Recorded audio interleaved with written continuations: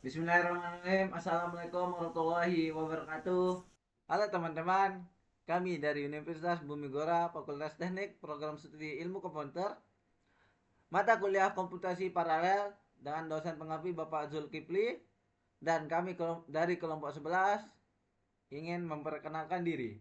Pertama yaitu saya sendiri, Chandra Maitri, dengan NIM 163, dan berikutnya teman saya ada Lalu Jumadi Hidayat dengan NIM 230 10 10 167. Saya Muhammad Fadli dengan NIM 230 1010 172. Dan saya Maulana Habib Al-Ansori dengan NIM 197. Saya Nabila Umardi dengan NIM 165. Nah, tanpa berlama-lama lagi, langsung saja kita masuk ke materi kita ya. Yang pertama itu ada abstrak. Nah, jadi di artikel kita ini kita itu mengkaji sebuah hubungan simbiosis antara teknologi digital twin dan sistem komputasi paralel. Nah, digital twin ini itu sebagai sebuah replika virtual dinamis dari aset fisik, yaitu menjadikan sebuah revolusi dalam pemantauan, prediksi, dan optimisasi di berbagai industri. Nah, namun potensi penuhnya untuk melakukan sebuah eksperimen virtual dengan simulasi skenario what if yang kompleks secara real time terkendala oleh tuntutan komputasi yang sangat masif. Nah, di sini kami itu berargumen bahwa komputasi paralel di sini bukan sekedar pelengkap, melainkan infrastruktur fundamental yang memungkinkan digital twin bertransformasi dari model observasi pasif menjadi laboratorium virtual yang aktif. Melalui studi kasus simulasi optimasi ladang turbin angin, kami mendemonstrasikan bagaimana arsitektur paralel dapat secara drastis mengurangi waktu eksekusi, memungkinkan analisis ribuan skenario secara bersamaan, dan menghasilkan sebuah wawasan yang dapat ditindaklanjuti untuk pengambilan keputusan. Nah, di artikel kali ini kami itu menyajikan sebuah kerangka kerja metodologis, implementasi program simulasi, dan sebuah analisis kuantitatif yang membuktikan bahwa sinergi antara digital twin dan komputasi paralel adalah kunci untuk membuka sebuah era baru untuk inovasi berbasis simulasi. Dan dari saya untuk selanjutnya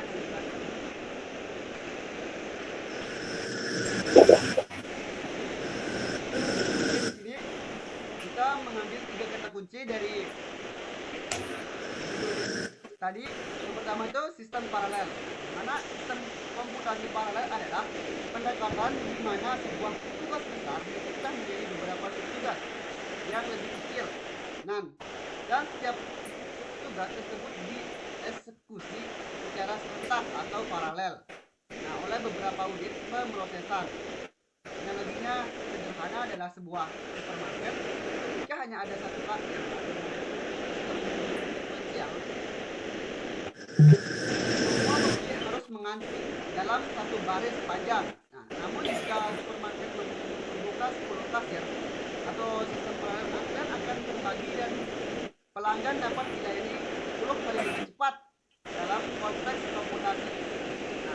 Jadi sistem paralel memanfaatkan kekuatan beberapa input prosesor dalam sebuah komputer atau bahkan beberapa komputer yang terhubung dalam jaringan untuk menyelesaikan sebuah masalah secara gotong royong.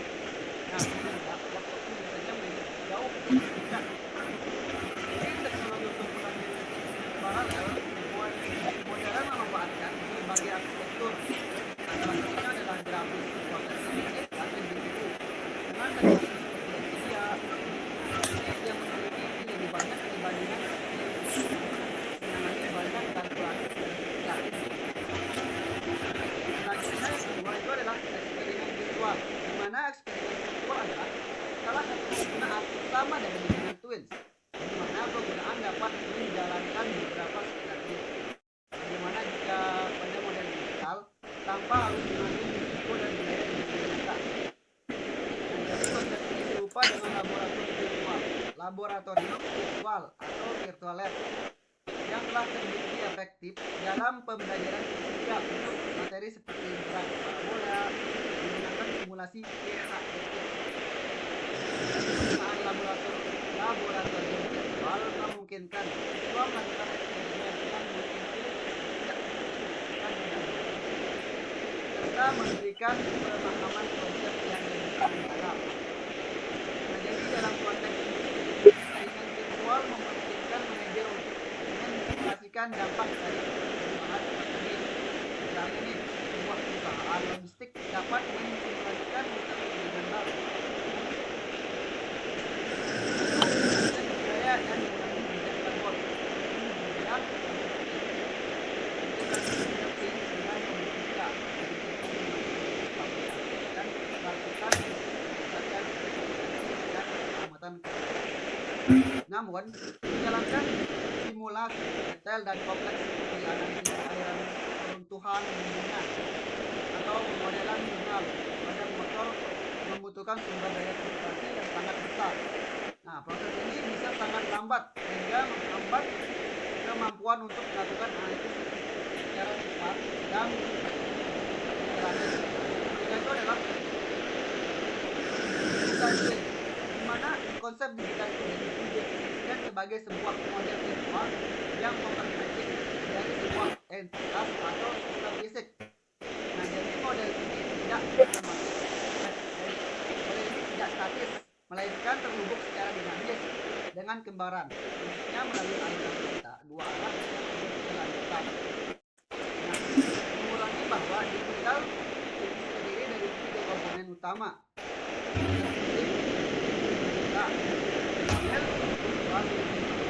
dan koneksi data yang memungkinkan semuanya. Jadi koneksi ini memungkinkan model virtual untuk terus diperbarui dengan data real dari sensor-sensor yang terpasang pada objek ini, sehingga dia mampu mencerminkan kondisi aktual dari lingkungan dunia. Jadi penerapan digital ini sangat krusial dalam mewujudkan cyber physical atau CPS yang menjadi kunci dari Nah, jadi tujuannya di sini adalah untuk menciptakan jembatan yang mulus antara dunia fisik dan digital, memungkinkan kemajuan analisis dan kontrol dari digital. Nah, teknologi ini telah diterapkan di berbagai bidang, dari proses rantai produksi, energi pada bangunan hingga simulasi proses logistik yang berkelanjutan. Dalam pengembangan kendaraan otonom, digital ini digunakan untuk pengujian dan validasi dalam lingkungan virtual yang aman. Pengujian implementasi ini seringkali bertanggung bergantung pada arsitektur formulasi yang ada, seperti cloud form, cloud untuk memastikan keputusan data yang cepat dan strategi tidak dibutuhkan oleh sistem selesai.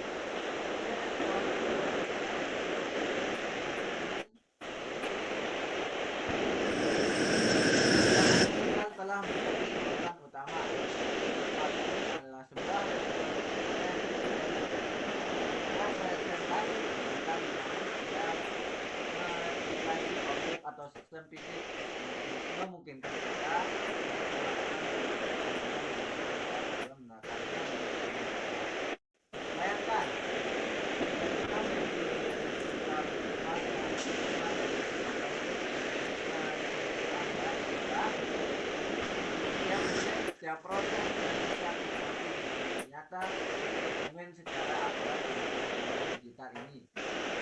Sebenarnya kita mengganti perubahan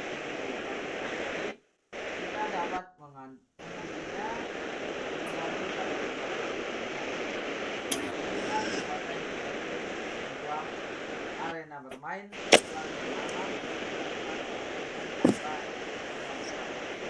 namun kembali konsep yang biasa ini pastinya dapat bagi satu kendala besar waktu menjalankan skenario simulasi yang kompleks pada kita memakan waktu yang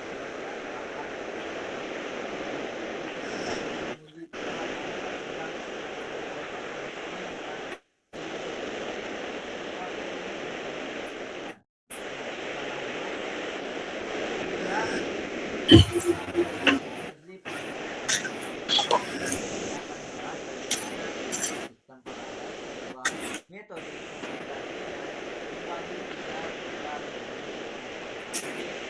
untuk dikenakan secara bersamaan dapat menjadi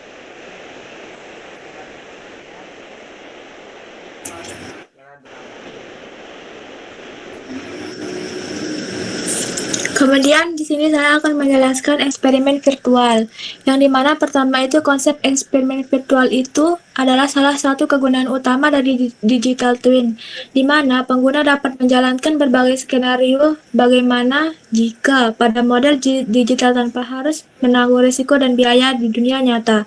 Konsep ini serupa dengan laboratorium virtual atau virtual lab, yang telah terbukti efektif dalam pembelajaran fisika untuk materi seperti gerak parabola menggunakan simulasi. Kemudian yang kedua itu ada manfaat dalam berbagai bidang. Yang pertama itu dalam konteks industri. Eksperimen virtual memungkinkan manajer untuk mensimulasikan dampak dari perubahan strategis. Misalnya, sebuah perusahaan logistik dapat mensimulasikan rute pengiriman baru untuk mengoptimalkan biaya dan mengurangi jejak karbon.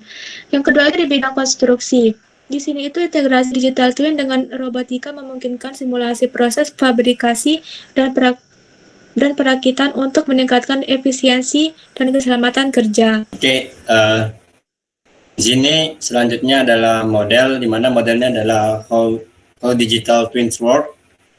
Dan di mana di sini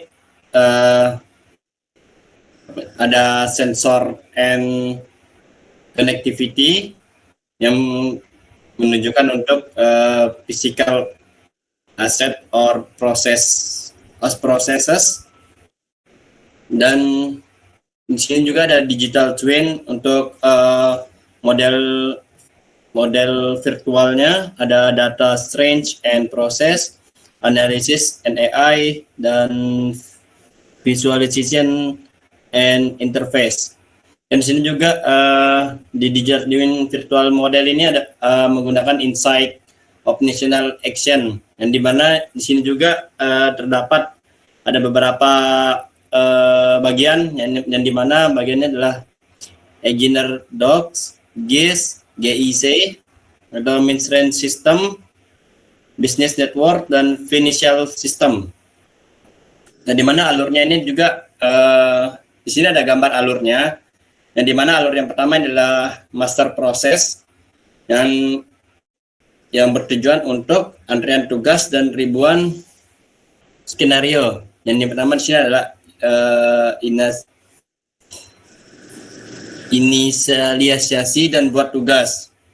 Dan yang kedua untuk menunjukkan ke distribusi tugas, yang dimana bertujuan untuk eksekusi paralelnya. Yang pertama ini ada worker 1 untuk core 1, ada worker 2 untuk core 2, dan eksekusi yang pertama untuk hasil 1, dan worker kedua core 2 untuk hasil 1. Dan untuk eksekusi hasil simulasi skenario-nya adalah hasil 2 yang bertujuan untuk eksekusi simulasi skenario hasil 1, dan hasil 1 menunjukkan hasil 2 yang dimana bertujuan untuk simulasi network hasil N. Dan dimana sini juga ada distribusi tugasnya, yang dimana ada worker atau core, dan untuk 4 pengumpulan hasil, antrian hasil, dan yang kelima ada agregasi dan analisis. atau selanjutnya adalah hasil akhir skenario terbaik dan spin up. Dan terakhir adalah 5 organisasi dan analisis. Dan selanjutnya kesimpulannya adalah melalui metodologi simulasi implementasi program untuk eksperimen virtual, simulasi skenario what if, dan analisis kinerja kuantitatif, kami telah menunjukkan bahwa pendekatan paralel tidak hanya mempercepat simulasi secara drastis, tapi juga memungkinkan penemuan wawasan tingkat sistem yang tidak dapat diakses melalui metode lain. Sinergi ini secara fundamental mengubah DT dari alat visual dan pemantauan menjadi platform penemuan dan optimasi yang proaktif dan kuat. Oleh karena itu, komputasi paralel bukanlah sekedar fitur tambahan, melainkan persyaratan esensial untuk mewujudkan janji sejati dari teknologi digital twins. Sekian dan terima kasih. Baik, sebelum menutup presentasi kita pada hari ini, saya akan memberikan beberapa saran dan arahan untuk penelitian di masa depan. Yang pertama itu integrasi AI yang lebih dalam, di mana penelitian di masa depan harus bergerak melampaui simulasi berbasis skenario. Dengan mengintegrasikan teknik-teknik canggih seperti reinforcement learning atau RL, kita itu dapat menciptakan digital twin yang benar-benar otonom. Agen AI di dalam digital twin dapat bermain melawan simulasi ribuan kali, belajar secara mandiri dari trial and error untuk menemukan kebijakan kontrol yang optimal, bahkan tidak terpikirkan oleh manusia. Yang kedua itu federated twins dan skala kota. Tantangan berikutnya adalah skala. Daripada menggunakan satu digital twin monolitik untuk seluruh kota, masa depan terletak pada federasi digital twin. Bayangkan jika digital twin digunakan untuk jaringan lalu lintas, digital twin untuk jaringan listrik, dan digital twin untuk sistem air bersih yang semuanya independen, namun dapat berkolaborasi dan berbagi wawasan tingkat tinggi. Kerangka kerja untuk federated twins ini akan memungkinkan optimisasi sistem-sistem yang sangat besar dan kompleks seperti seluruh smart city. Nah, yang ketiga itu standarisasi dan interoperabilitas. Untuk mewujudkan visi dari federasi digital twin, diperlukan sebuah upaya global untuk mendorong adopsi standar teknis. Standar itu seperti ISO 23247, sebuah kerangka kerja manufaktur digital twin, dan IEE P3144, sebuah model kematangan digital twin. Yaitu mereka itu sangat penting untuk memastikan bahwa digital twin dibangun oleh perusahaan yang berbeda, tapi dapat berkomunikasi dan dapat digunakan kembali komponennya, dan dapat diintegrasikan dengan mulus menciptakan sebuah ekosistem yang sangat sejati. Yang keempat itu ada HPC as a service dan demokratisasi. Secara historis, akses ke komputasi kinerja tinggi atau HPC terbatas pada lembaga penelitian besar dan korporasi raksasa. Munculnya sebuah platform cloud yang menawarkan HPC as a service yang mengubah sebuah permainan ini. Dia itu akan mendemokratisasi akses ke kekuatan komputasi yang masif dan memungkinkan sebuah usaha kecil dan menengah atau UKM serta startup untuk juga memanfaatkan kekuatan eksperimen virtual digital twin ini tanpa harus menanggung beban investasi infrastruktur di muka yang sangat besar. Nah, pada akhirnya itu masa depan yang dibentuk oleh teknologi ini adalah sebuah masa depan di mana keputusan-keputusan penting dimulai dari cara kita merancang sebuah produk, mengelola pabrik, hingga menata sebuah kota didasarkan pada bukti empiris yang diperoleh dari jutaan eksperimen virtual yang dijalankan di setiap harinya.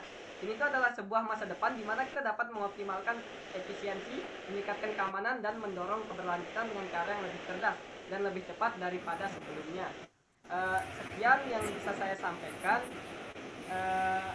Kurang lebihnya mohon maaf. Saya serahkan kembali ke moderator.